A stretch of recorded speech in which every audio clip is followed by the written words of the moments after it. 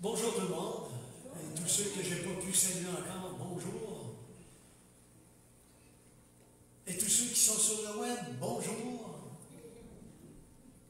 Un petit bout de temps, je suis venu vous voir et ça me faisait vraiment plaisir de pouvoir répondre positivement à l'invitation de mon frère, Pasteur Luc, quand il m'a proposé de venir vous voir au milieu de cette pandémie. C'est pas tout le monde qui a eu la bravoure de le faire, mais je suis vraiment content. Il y en a plusieurs qui ont eu l'idée de le faire et qui se sont rétractés par après, et c'est normal aussi.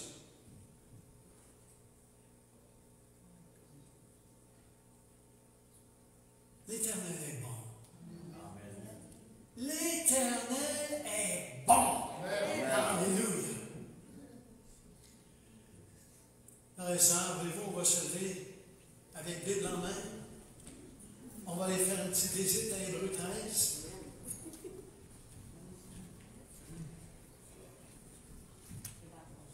Où est Hébreux? Tout juste avant l'Épître de Jacques. À la toute fin.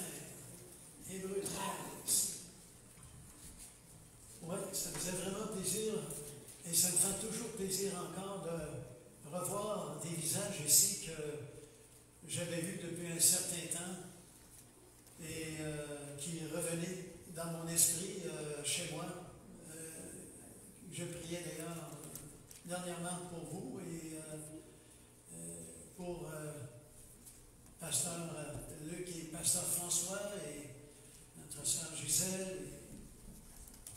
Enfin, beaucoup d'entre vous, ça arrive régulièrement toutes les semaines, même si vous pensez que je ne prie pas pour vous, je prie pour vous. L'Éternel est bon et je pense qu'à travers la prière, on peut solidairement s'aider à garder fermement la fraternité. N'est-ce pas, Pasteur Roger? Oui, alléluia. En Hébreux 13, on lit au verset 5, mais que votre conduite ne soit pas inspirée par l'amour de l'argent. Contentez-vous de vos biens actuels, car Dieu lui-même a dit, je ne te délaisserai pas, ni ne t'abandonnerai. Au nom de Jésus, éternel Dieu, merci de nous rejoindre. En fait, tu es déjà là depuis un bon bout de temps. Même, j'ose la dire, tu n'as pas le choix. Tu es présent partout. Alors, avant même qu'on était ici ce matin, tu y étais. Et maintenant, nous te demandons d'y être encore davantage, plus intensément, pour que le message de ce matin, éternel Dieu, puisse vraiment pénétrer le plus profond de nos cœurs, éternel Dieu, que tout le monde puisse être vraiment béni du message que tu m'as donné à cœur, éternel Dieu, de présenter pour ce matin. Je te demande de chérir mes frères et sœurs qui sont ici, et moi également, éternel Dieu, d'une belle onction. Si je n'ai pas cette onction, Dieu Tout-Puissant, je sais que j'ai à ce moment-là les mains vides, éternel Dieu, à présenter un passage, une instruction de ta parole, et que mes frères auraient le cœur vide aussi. Alors, éternel Dieu, viens mettre cette onction sur moi et sur le peuple qui est devant moi, éternel Dieu, afin que tous se réjouissent en ta présence et profitent d'un bon repas copieux par toi, en Christ Jésus, Père. On t'a prié, on te dit, merci, Papa d'amour. Et amen et amen. Assurons-nous, frères et sœurs. Oh boy!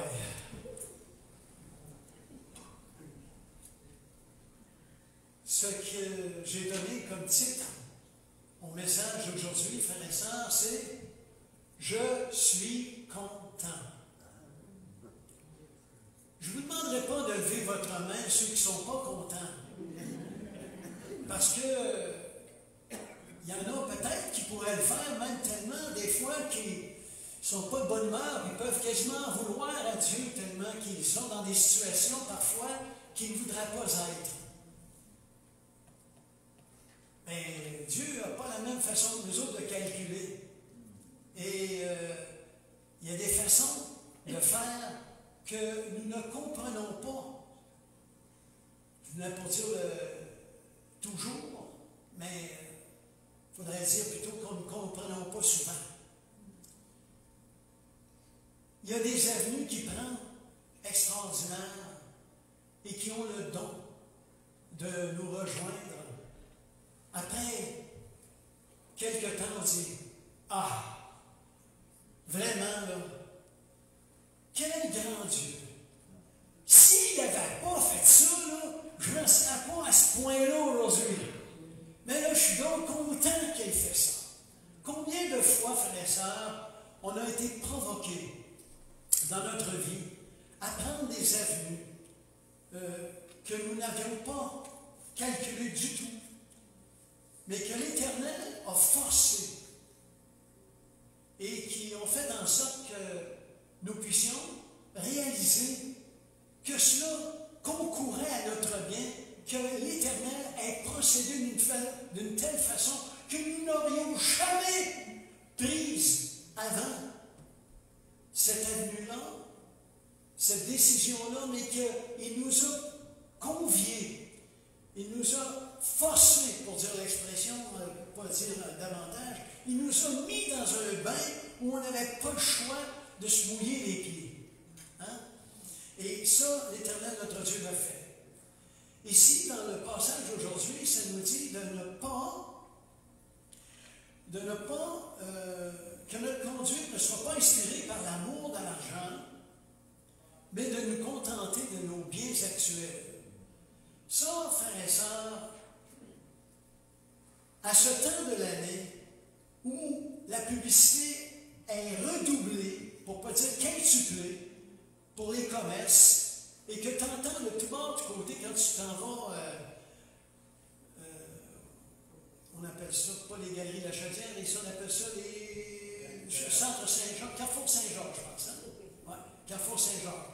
Ben, quand tu vas au Carrefour Saint-Georges, tu entends de la musique de Noël, puis tu embarques dans ta voiture, la radio, elle t'envoie les commerciaux. Hey, si tu t'entends ton goût, juste 64 mois. Juste 64 mois, 64 ou 80, attendez un peu, c'est 84 que j'ai entendu. J'ai entendu un message à 60, un autre à 84 mois pour louer ou acheter une voiture. Hey, rendu à ce moment-là, à 84 mois, ça fait déjà 2 ans que tu penses à la changer. Puis tu es encore dans ta vieille voiture de 84 mois. Hey, un instant, c'est fort ça. 84 mois. Et le premier paiement va venir seulement dans 3 mois. Faites-vous en pas, il va venir dans 3 mois. Il est gratis. On se fie sur ton ignorance, naturellement. Et puis, on ajoutera bien, derrière tout ça, que vous méritez bien cela. Ils ne vous connaissent pas. Le vendeur, il va être devant toi, là. Ah, vous méritez bien ça, hein, M. Barbeau. Mon œil. Tu ne me connais même pas. D'où prends-tu des références pour dire que, hey, tu pourrais parler à un criminel, puis c'est, hein, tu pourrais dire rien que la même phrase, puis toi, tu serais confortable pareil, ça ne te dérangera pas d'un corps de pouce. Mais ainsi va la vie, frères et sœurs. On est saturé. Tu sais, on est saturé de publicité. Là, je vous parle d'une voiture, mais combien est-ce que de personnes entre vous et moi qui vont arriver ailleurs et puis qui vont voir le mobilier qui est là, le mobilier de salon, même. Hey, mon chou statue. Ils ont bien fait. Hey, c'est beau, hein? As-tu aimé ça, toi, le mobilier de salon à Georgette? As-tu aimé ça? Moi, j'ai trouvé ça tellement beau. Hey, sais-tu, là, ça fait un bout de temps qu'on a ça, hein? Et là, tu commences à trouver des prétextes pour changer. Parce que tu ne te contentes plus de ce que tu as. Là, quand tu commences à voir de quoi de beau, la convoitise t'amène à être avide d'un changement. Pas nécessairement par l'usure. Si l'usure est là, c'est sûr je ne vous ferai pas une prêche un matin pour vous empêcher d'aller changer quelque chose qui est tout usé, tu sais.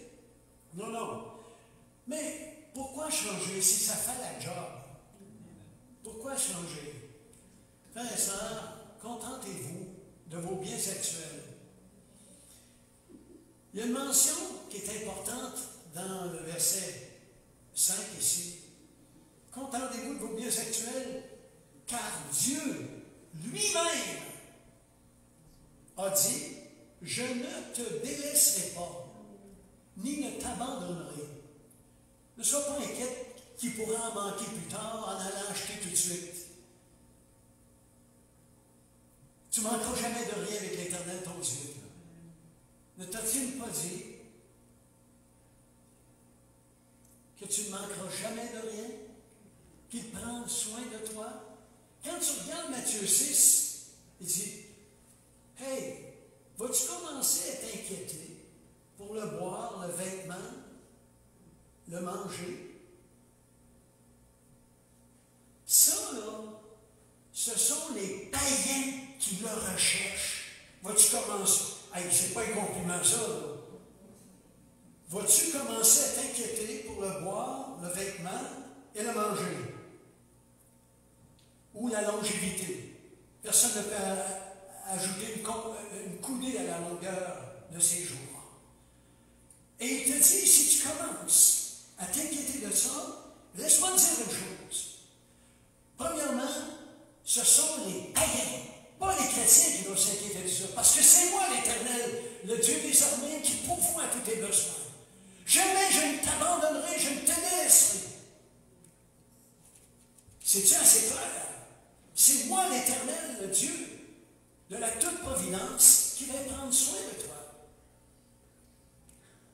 David dit dans un passage, j'ai été jeune et j'ai vieilli. Et j'ai jamais vu le juste quémandant son pain. Jamais, jamais qu'il a vu le juste quémandant son pain.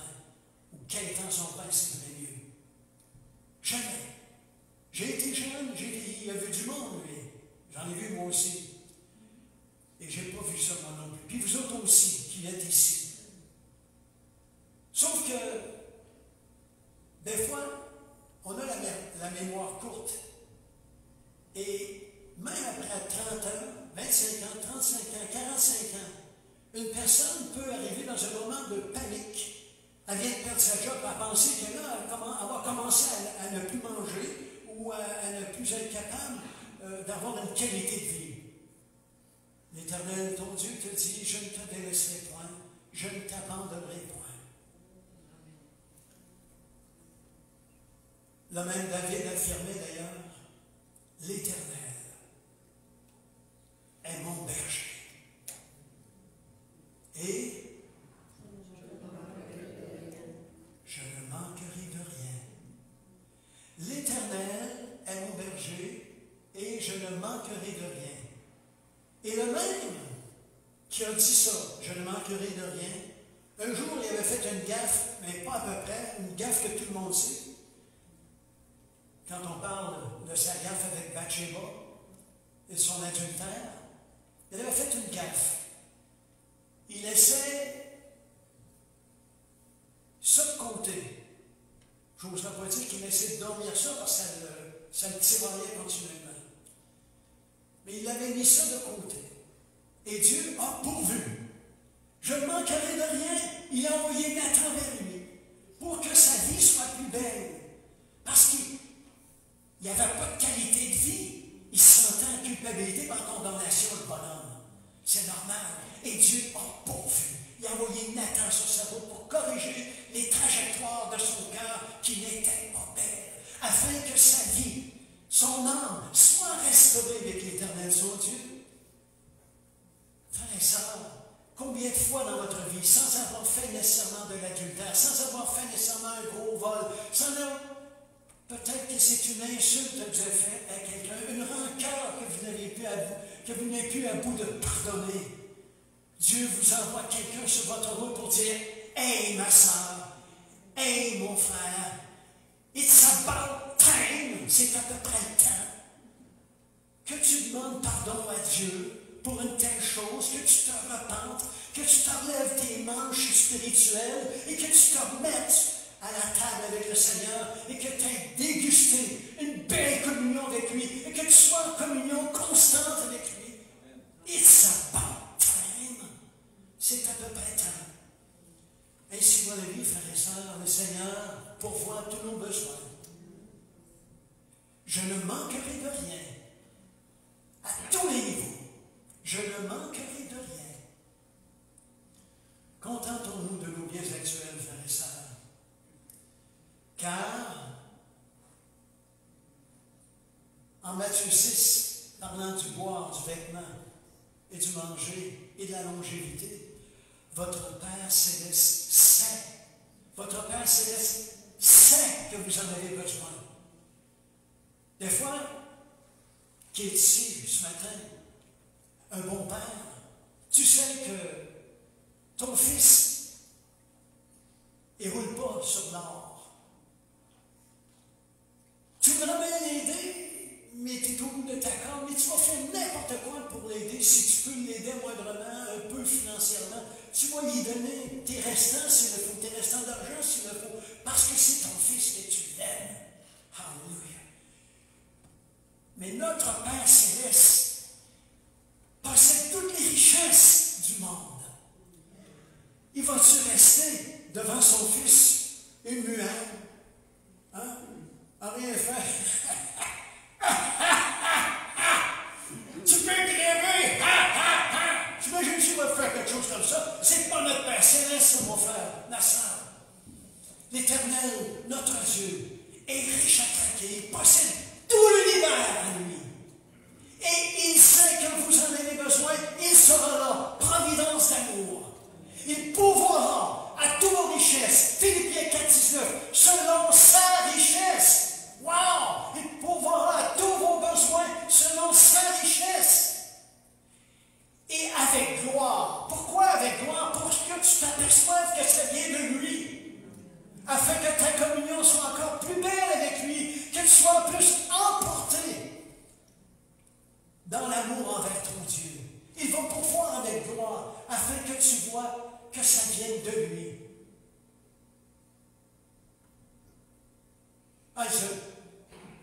On vous a annoncé une nouvelle que je n'ai pas dit à personne ce matin. Mais ça faisait un bon 3 semaines que mon kilométrage sur ma voiture était pas mal assez élevé, merci, et qui commençait à me montrer des petits signes de fatigue un peu trop, souvent. Alors, je me suis mis à prier l'Éternel, notre Dieu, notre Père Céleste, et puis à tous les jours, je revenais avec ma prière, disant, Seigneur, tu le sais, j'ai besoin d'une autre voiture. Ça a beaucoup de kilométrage. Et j'aimerais que la prochaine voiture, même si elle est neuve, Seigneur, j'aimerais avoir des signes. J'aimerais que tu me fasses un clin d'œil, comme quoi elle est de toi, cette voiture-là, que je vais acheter.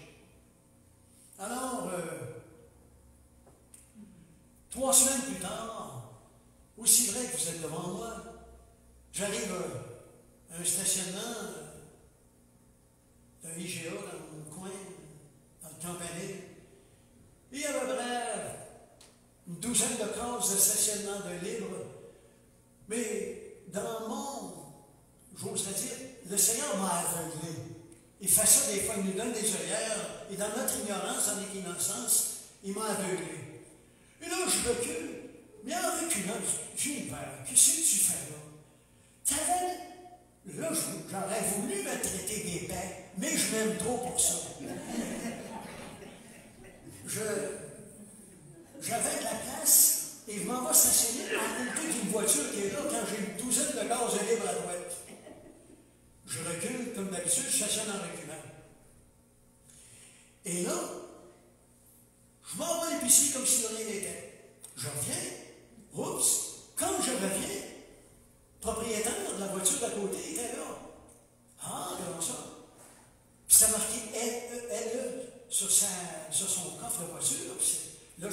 que c'est quelque chose qui était relié à Corona. Ah! J'ai dit, vous êtes toujours satisfaite de votre voiture, madame?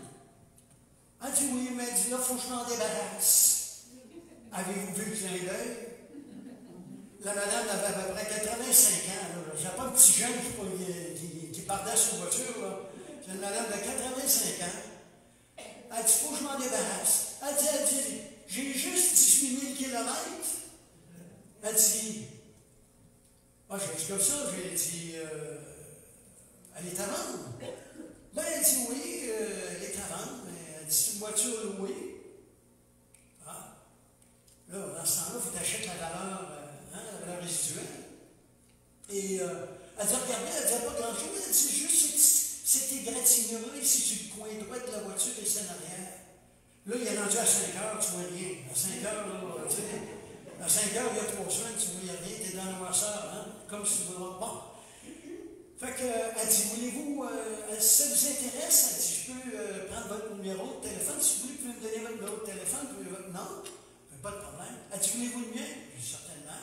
Fait que là, on s'échange les numéros de téléphone, puis j'embarque dans la voiture, je ne regarde pas la voiture.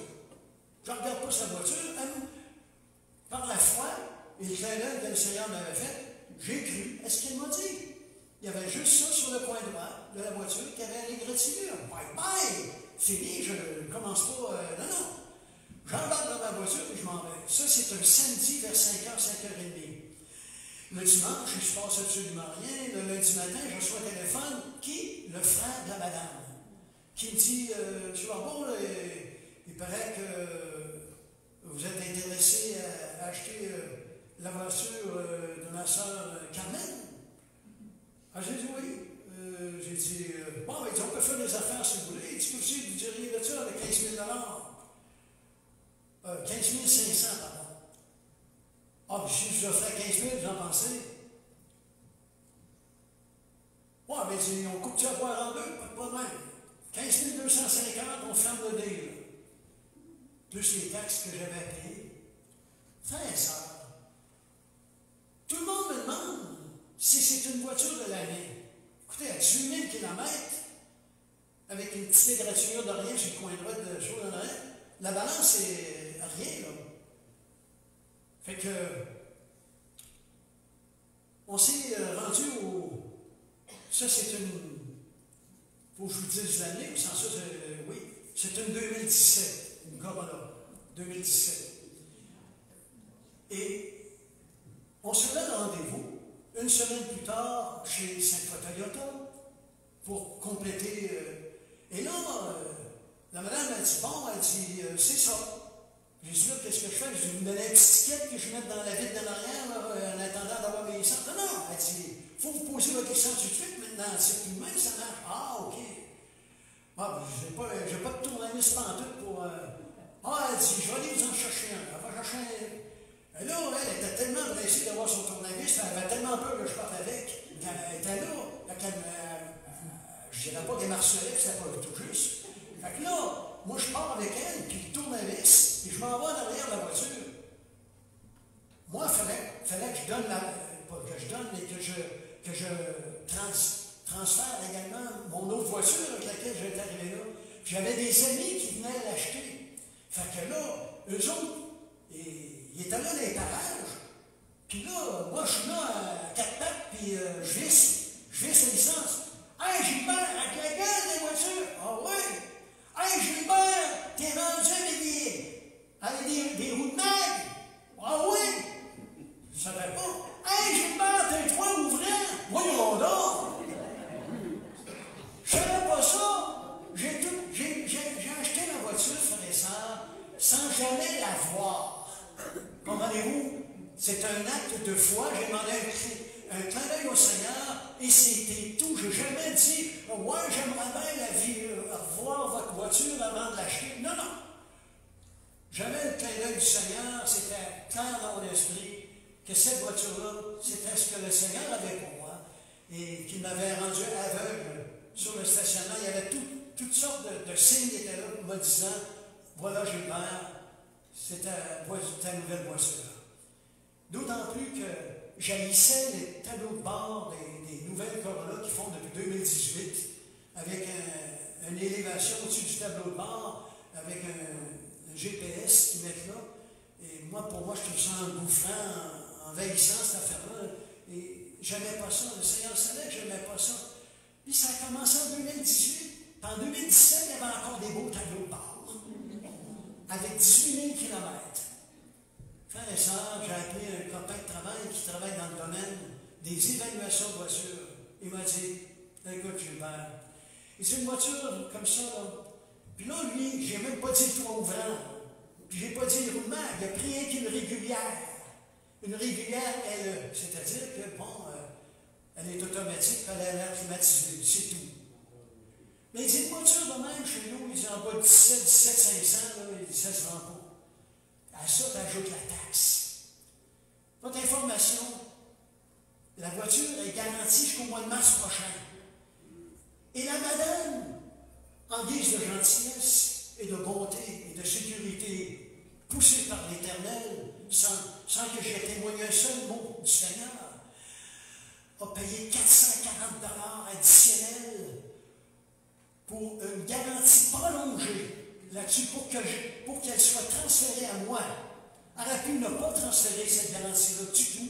Elle aurait pu dire, écoutez, si vous la voulez, vous pourrez toujours payer mon 440 pièces pour avoir la... Non, non. Elle l'a payé elle-même. Frères et sœurs, c'est beaucoup ça. C'est beaucoup de signes. Et ça, je ne savais même pas ça avant d'acheter la voiture. Ça vous donne une idée de comment l'Éternel peut pouvoir bien au-delà de tout ce que nous demandons et pensons. Éphésiens 3. Hey! Hey! Vous pouvez savoir ça. Éphésiens 3, 20. Hein? C'est vraiment extraordinaire. Nous avons un grand Dieu. Frères et sœurs, la parole du Seigneur nous dit un beau quelque chose, une belle mention derrière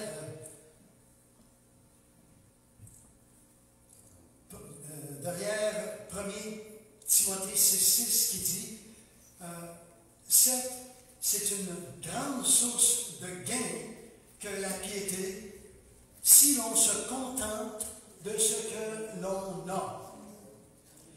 C'est une grande source de gain que la piété si l'on se contente de ce que l'on a. Il y a un problème quand on lit un verset de même, frères et sœurs, c'est qu'il y a des gens, ils se freinent eux-mêmes. Ils disent, ah, c'est bon, ça le dit, c'est une grande source de gain pour ceux qui préconisent la piété, mais moi je ne suis pas pieux. Il y en a qui limitent la piété à la prière. Mais la piété, frères et sœurs, c'est la lecture de la parole, la prière, les offrandes, l'assistance aux réunions, la fraternité, l'exercice de la vie chrétienne, la mise en pratique des Écritures. Ça s'appelle la piété, c'est un package. C'est tout. C'est pas rien que la prière, laisse faire la balance, si tu n'as pas la prière, tu es foutu avec le verset. Non, non. C'est l'ensemble de la vie chrétienne. En d'autres mots, la vie chrétienne est une source de gain, c'est-à-dire un gros plus dans notre cœur, dans notre vie, si l'on se contente de ce que l'on a. C'est aussi clair que ça, frères et sœurs. Si on se contente de ce que l'on a et que nous pratiquons la vie chrétienne comme elle se doit, tu vas être gagnant. La parole de Dieu te dit c'est un gros plus, c'est une source de gain. Pas une question de faire de l'argent avec la parole de Dieu et la vie chrétienne et du matérialisme, mais c'est simplement le gros bon sens des Écritures bien appliquées. Est-ce que tu te réjouis de ta vie chrétienne? Est-ce que ça va bien dans ta vie chrétienne? Est-ce que tu pries l'Éternel ton Dieu? Est-ce que tu lis? Tu as hâte d'entrer dans la prière? As-tu hâte de lire la parole? Quand tu es en train de faire ta vaisselle, as-tu hâte de la terminer pour aller dans tes saints écrits? quand, je ne sais pas, tu fais ta vaisselle le dimanche matin, après ton déjeuner, as-tu hâte qu'elle soit terminée pour entrer dans ta voiture, pour entrer au centre évangélique Renaissance? Y a-tu de la honte en dedans de toi? As-tu de l'expectative de la vie chrétienne? Désires-tu, es-tu avide de la vie chrétienne? Es-tu en amour avec ton Dieu? L'aimes-tu ton Dieu? Mais, mon frère, ma soeur, si tu pratiques ta vie chrétienne avec engouement, avidité, la vie chrétienne dit, hey, je te donne un truc pour toi aujourd'hui. Ça, c'est la vie chrétienne. La parole de Dieu te dit, continue de même. Ajoute quelque chose qui te manquait peut-être, là. Le contentement. Si tu as du contentement, ça va être un gros plus pour ta vie, mon âme. Ça va être une belle source de gain pour ta vie. Tu viens d'entrer dans une dimension nouvelle, une source de gain. Laisse-toi pas avoir par la convoitise. Laisse-toi pas avoir avec toutes sortes de choses qui ne font pas partie de ta vie à l'heure actuelle et qui est du monde. Lâche-moi les billets de loterie, tu n'as pas besoin de ça. L'Éternel, ton Dieu, est là. La parole, elle est là. Et tu le sais, tu la connais, la parole. Tu n'as pas besoin de billets de loterie. Embarque-toi pas là-dedans. Est-ce que tu es assez imbécile pour ne pas prendre, laissez-moi, est-ce que tu es assez distrait pour ne pas prendre un billet quand il est gratuit, il t'est donné par ton épicerie qui dit, on fait tirer une bicyclette en fin de semaine ou une paire de patins, puis que tu n'iras pas ton nom sur le billet, pas à ce point-là. C'est pas un billet de loterie que tu as acheté, là. C'est un tirage que là, c'est ouvert à tout le monde, puis tu n'as pas payé une scène pour ça, tu ne gagnes pas ta vie avec ça. Mais il y a des gens, frères et sœurs, qu'ils sont très bien, sont très confortables financièrement, et qui vont acheter le gros billet de loterie. Ah, mais c'est pas pour moi. Ça, c'est pour mes petits-enfants. Come on, mes petits-enfants. Lâche-moi donc avec les billets de loterie. T'encourages des billets de loterie. Ce que tu fais derrière la file au guichet de loterie, tu es en train de publiciser à tout le monde que ton Dieu ne pourvoit pas à tous tes besoins, mais tu es obligé de prendre des billets de loterie pour qu'il pourvoie mieux. Tu auras un héritage à donner à tes enfants parce que tu marches avec l'Éternel ton Dieu et que l'Éternel ton Dieu pourvoira tous tes besoins. C'est en Proverbe 25, je sais le verset en anglais, mais en français, il faudrait que je prenne une minute pour le trouver, mais en tout cas, ça dit que, en gros, que sa descendance, c'est quoi? Ah, boy!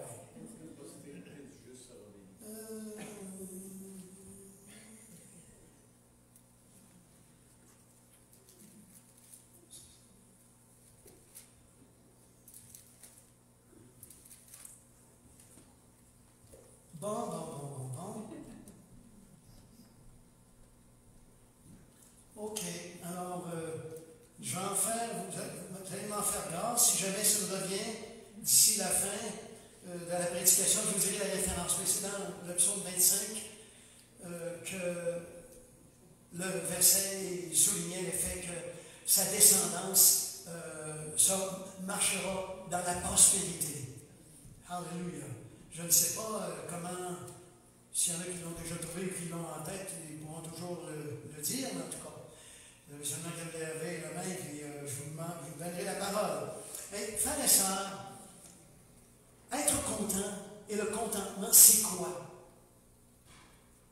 Ah, ça veut dire, content, c'est être joyeux. Non, là, tu résumes un peu trop. Tu résumes un peu trop à mon goût ce que le contentement et ce que c'est que d'être content.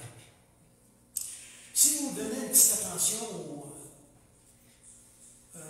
au petit Robert avec les définitions du contentement, Le contentement, c'est l'état de celui qui ne désire rien de mieux, rien de plus que ce qu'il a. Le contentement, c'est quelqu'un qui ne désire rien de plus ou rien de mieux que ce qu'il a. Être content, c'est un cœur comblé, selon toujours le dictionnaire. C'est un cœur comblé, un cœur content. Et qui n'a pas besoin d'autre chose. Alors quand on dit « je suis content », c'est que j'ai un cœur comblé et je n'ai pas besoin d'autre chose. Les autres choses que je pourrais avoir besoin, l'Éternel sait que j'en aurai besoin. Et jamais ne me délaissera, jamais ne m'abandonnera. Alors je vais être toujours content. Alléluia! Ça entre dans le chemin de la définition d'une vie chrétienne heureuse avec l'Éternel notre Dieu. Frères et sœurs, quand nous quittons le contentement, nous quittons les chemins du bonheur.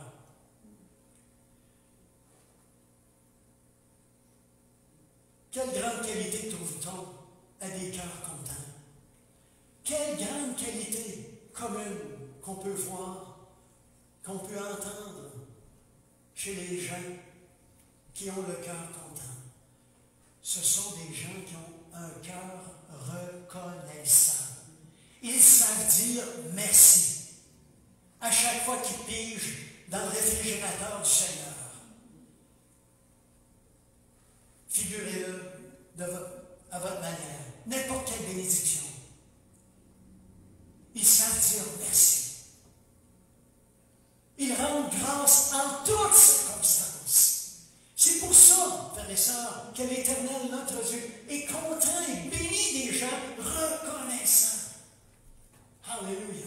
C'est une des plus belles dimensions de la vie chrétienne, frères et sœurs. Puis que vous appréciez vous-même, que vous soyez une maman ici qui avait apprécié vos fils ou votre mari quand vous dites « Hey maman, ta soupe est bonne encore aujourd'hui, j'en reviens pas. Elle est bonne ta soupe. Maman, ton rose bif, il est bon. Il n'y a rien de toi qui en fait du pareil. Il y a rien de toi qui en fait du comme ça. » Psaume 50, versets 14 et 23 dit « Celui qui, en sacrifice, offre la reconnaissance, me glorifie. » Proverbe 15, 15, frères et sœurs. Si vous n'avez pas coloré ça encore dans vos Bibles, je vous suggère de colorer ça. Proverbe 15, 15.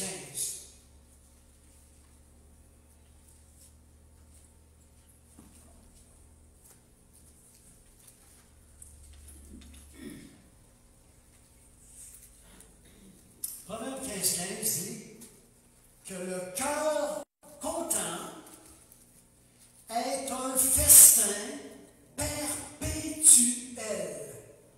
Le cœur content, écoutez bien ça, ceux qui n'ont pas de Bible, et les autres qui ont une Bible, et qui avaient l'intention de le colorer plus tard.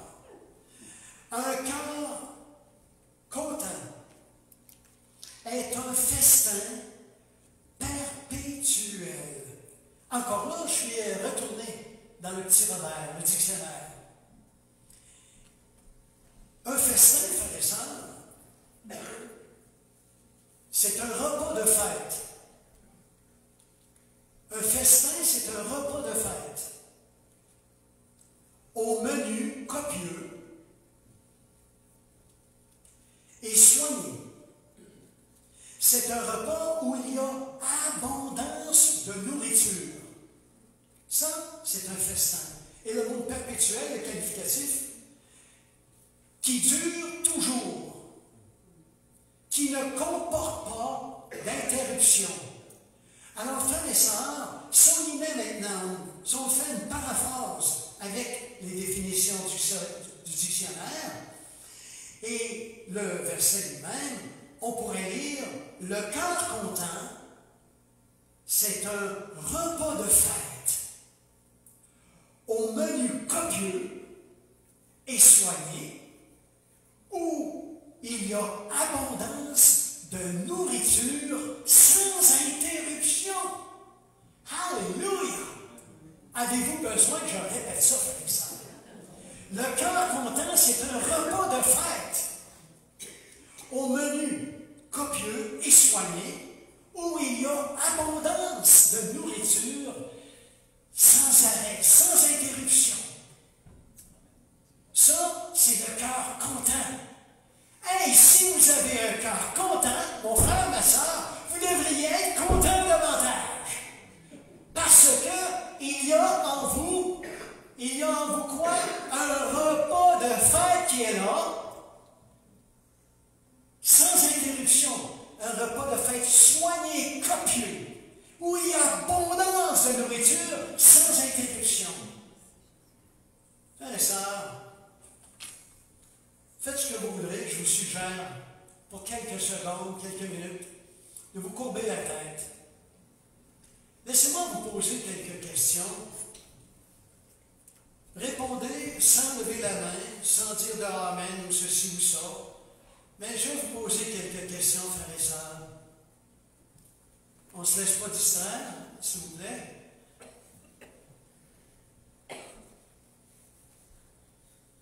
Demandons-nous à ce moment de la prédication, frères et sœurs, au moment de ce message, est-ce que notre cœur, est-ce qu'on peut garder le silence, s'il vous plaît? Est-ce que notre cœur est un repas de fête pour tous ceux qui nous rencontrent?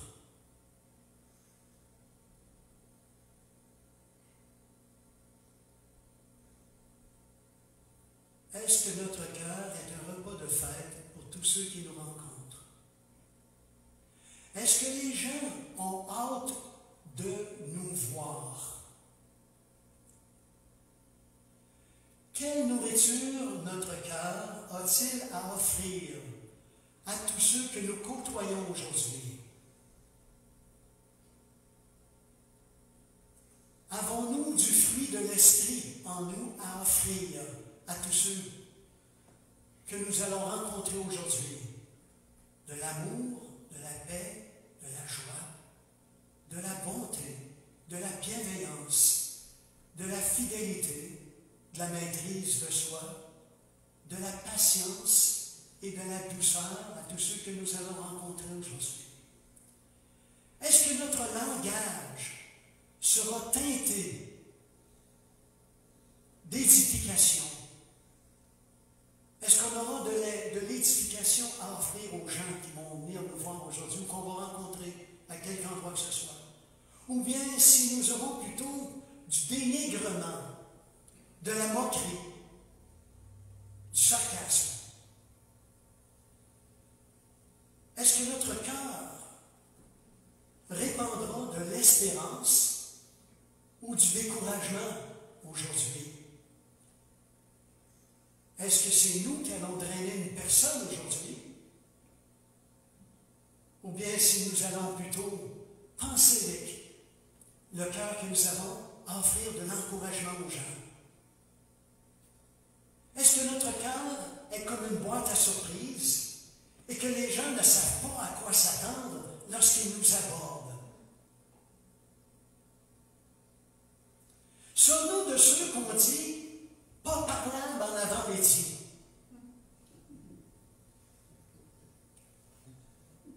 ou « pas parlable avant qu'on ait pris son café » ?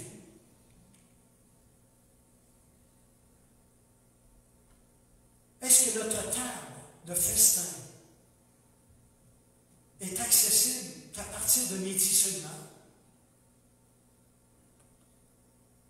Est-ce que notre cœur est accessible et qu'il offre un festin aux gens qui nous entourent, un festin sans interruption?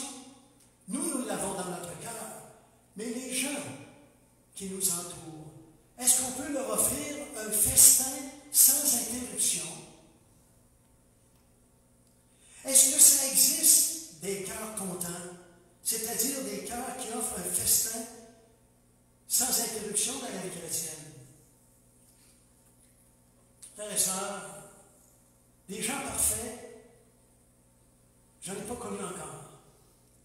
Mais il y a une chose qui est certaine, j'ai connu des gens qui voulaient, des gens déterminés, des gens qui ont à cœur d'être de bons chrétiens, des gens qui veulent marcher avec le Seigneur, qui veulent acquérir de plus en plus la pensée de Christ en eux, le cœur de Christ en eux, le regard de Christ, le geste de Christ. J'en ai connu beaucoup dans la vie chrétienne. Vous avez le droit, mon frère, ma soeur, ce matin, d'avoir dans votre esprit une carence à quelque part en disant, ouais, à travers toutes ces affaires-là, ouais, j'ai peut-être une couple de choses à changer quelque part. Et tu es normal, mon frère, ma soeur, parce que moi aussi, je ne suis pas parfait. Et je peux te dire une chose? Que la parole du Seigneur te dit, tout comme à moi elle me dit, tendez vers la perfection. Demande au Seigneur de venir t'aider, de te donner la grâce, dans quelque aspect de ta vie que ce soit, aussi que tu as une carence à quelque part. Demande-lui de t'aider, de sa grâce, et crois que l'Éternel va pouvoir et qu'il va faire pour toi ce qu'il a à faire pour pourvoir à tous tes besoins dans tes carences. Il va te rejoindre dans tes carences et il te donnera la grâce d'être beaucoup plus ceci, beaucoup moins comme cela, parce que tu le lui demandes dans le nom de Jésus-Christ et que tu ne peux pas faire une plus belle prière que dire Seigneur, aide-moi donc à ressembler au cœur de Jésus. C'est ça ta prière, dans le fond. Que tu manques de bonté envers les autres, que tu utilises trop la moquerie, ou que tu aies du sarcasme, ou que tu fais du dénigrement, ou quoi que ce soit. Dans le fond, tu as une carence dans ta vie. Ta carence n'est pas moins, n'est pas plus qu'un autre qui est assis à côté de toi. Là. On a tous des carences à quelque part où on peut dire vers le Seigneur, Seigneur, donne-moi donc la grâce de sortir de mon impasse dans telle ou telle situation. Et parce que tu demandes, avec une prière comme ça, quelque chose qui dit, Seigneur, j'aimerais ressembler plus à Jésus dans mon cœur. L'Éternel, ton Dieu, qui est ton Père, verra ta prière qui est super belle en Christ Jésus, parce qu'il voit que tu veux ressembler à Christ. Il va te bénir. Une prière comme ça, ça ne restera pas longtemps, c'est la grâce du Seigneur. Puis tu n'auras pas de sa part quelque chose qui dit, bah, je ne sais pas si je peux lui donner ça tout de suite ou si je vais attendre dans un an.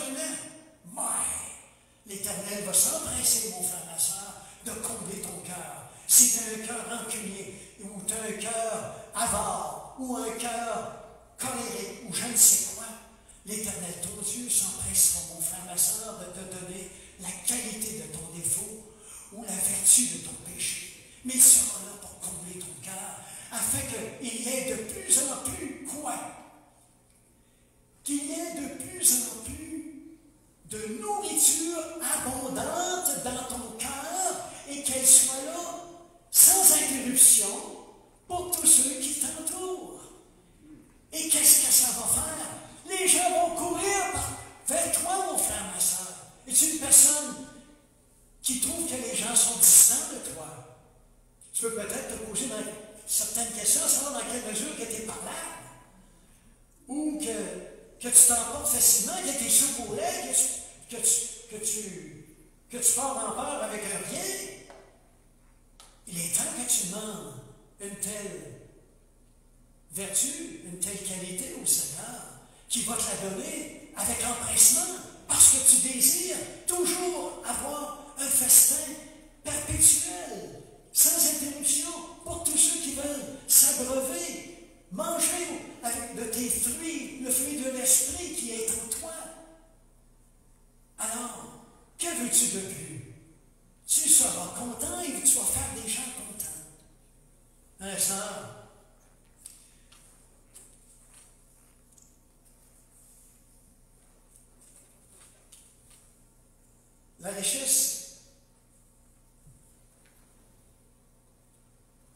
les richesses du cœur content, frères et sœurs,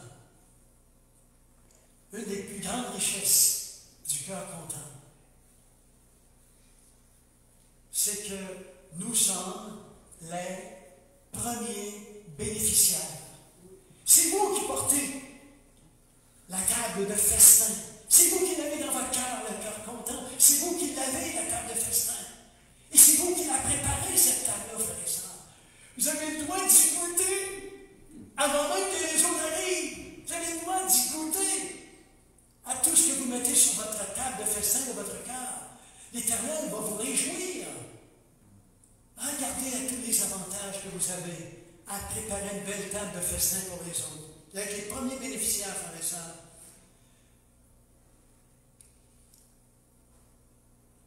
Comme principal organisateur du festin, on peut y avoir accès à la fameuse table. Et vous savez quoi?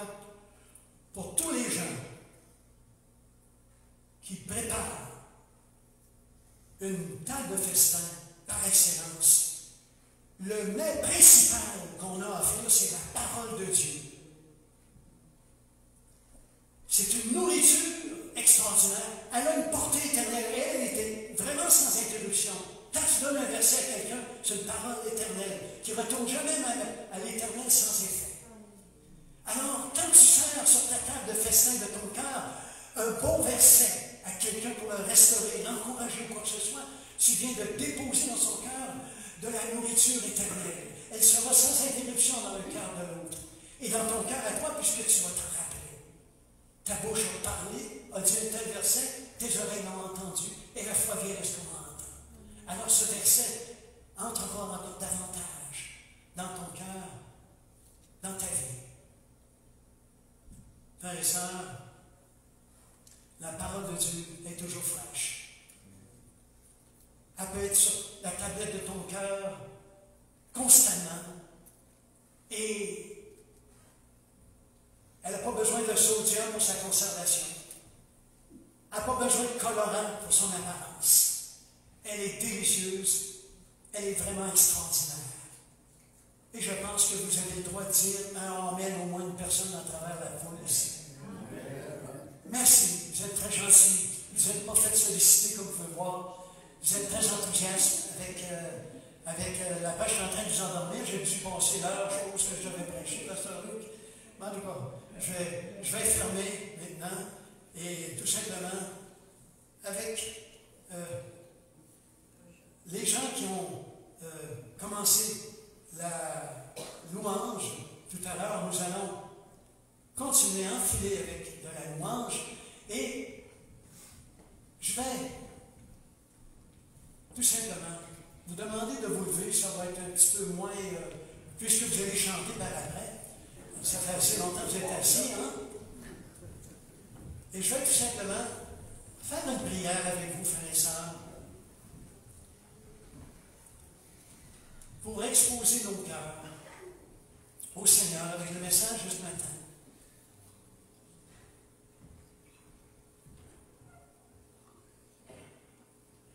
Père éternel, tu as vu nos cœurs avant d'être entrés ici ce matin.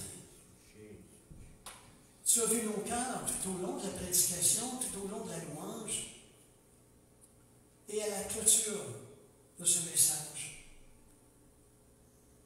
Tu connais l'esprit disposé que je peux avoir et celui de mon frère et ma soeur qui est devant moi qu'il peut avoir. Tu connais à chacun d'entre nous notre esprit disposé, la disposition de notre cœur, tu la connais.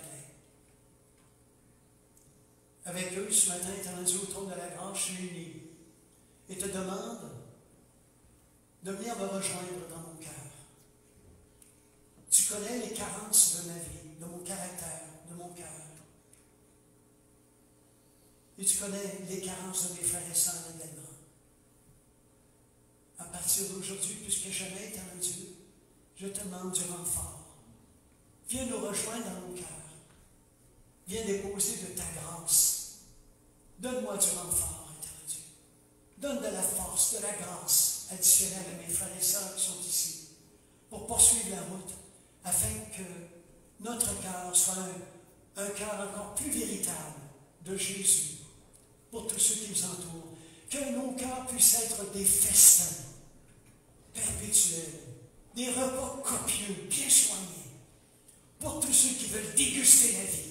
Faire en sorte que nous puissions être des bougies d'allumage, des gens qui semons de la lumière, de l'espérance autour de nous, qui rassasions les cœurs de bonnes pensées, d'édification pour relever l'un, relever l'autre, donner de l'espérance à un, donner de la foi à l'autre. Éternel Dieu, aide-nous à être ceux que tu aimerais que nous soyons.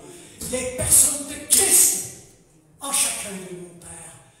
Des personnes vivantes qui semont la parole par l'exemple et par le langage et l'amour déployé sur chacune des personnes que tu mets sur notre route. Et tous ceux qui sont avec moi ici, d'accord avec cette prière ce matin, disent avec moi, Amen. Alléluia. Et l'Éternel vous bénisse, frères et sœurs. L'Éternel vous chérisse. Portez-vous bien. Pensez d'heureuses fêtes. Que l'Éternel vous chérisse dans chacun de vos foyers. Et un foyer si tu le veux.